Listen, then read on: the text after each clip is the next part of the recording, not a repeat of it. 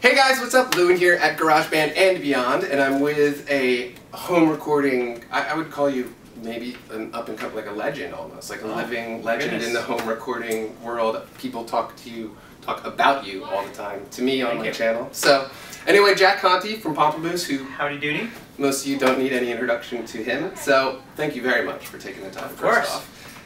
One question I get all the time is how to record drums at home. I don't have enough inputs, I don't have the drums, I don't have the talent to play the drums, so I think you're a good person to ask. Yeah, so the funny thing, I guess, is I'm not really, I wouldn't consider myself to be a drummer.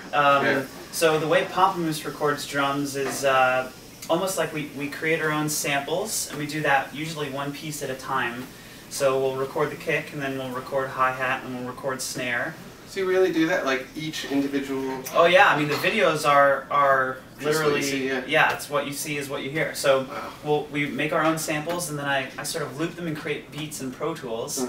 I generally use a lot of compression on drums with a very quick attack time most of the time. And like I know in the kick way you use a D112, the AKG D112. I do. I often use a D112, and then I put a Neumann TLM 103 maybe about 2 feet up above the kick. I leave the snare on when I'm recording kick, and I put it near the kick so you get the high frequency rattle of the snare, which I like. Otherwise the kick just sounds hollow and dead. It doesn't sound like a real kit. Yeah. So and what's that other? You have that it's like an electro harmonics microphone. It's like a funny looking. Oh yeah, everybody's welcome. Yeah. Which one? The EHC2? It's like you know, long cylinder and then with a That's an EHC2. I found that it pairs well with the Neumann. You can come in. It's fine. Yeah, it's fine. She's next. It pairs well with the Neumann TLM 103, I think, and it's a little crispier. It doesn't have as much body as the TLM 103, but it sounds great on snare and as an overhead and on hi-hat.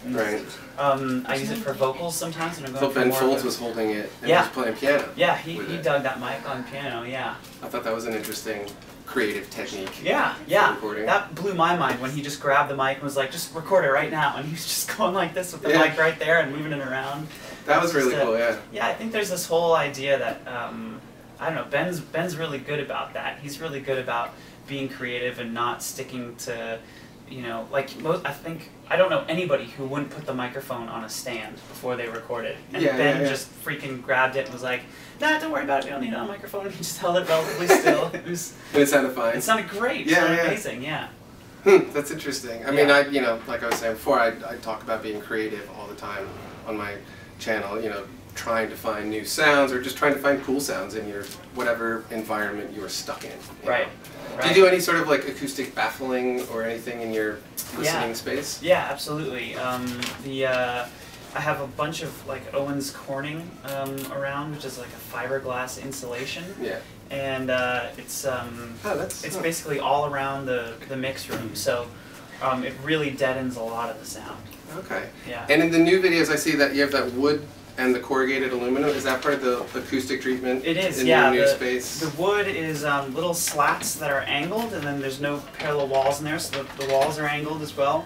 And then there's little space between each board, and then behind the boards is more of that deadening insulation. So it sounds a little deader than I want it to sound. I'm working on getting the room to sound a little more lively and you know, echoey. Cool. Yeah. Nice.